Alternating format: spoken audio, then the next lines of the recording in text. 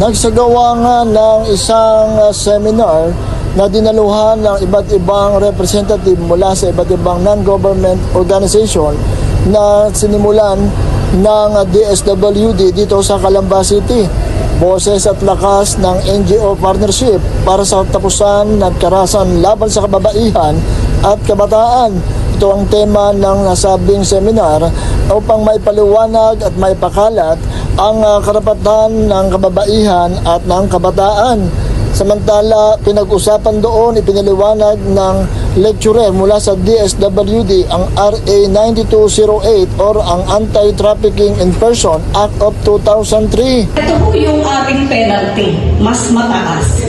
Kasama ko kayo doon sa mga makakasuhan. Sa totoo lang, ito pong vulnerability.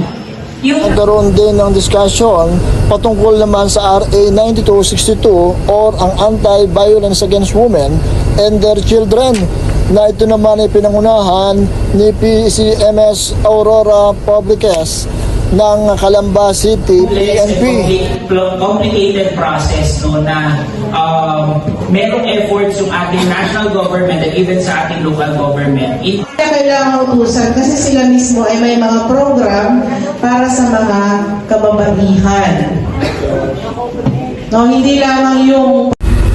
Para sa BBB, Bayanihan Balitang Bayan, Noel Bundalian mula sa Calamba City, reporting.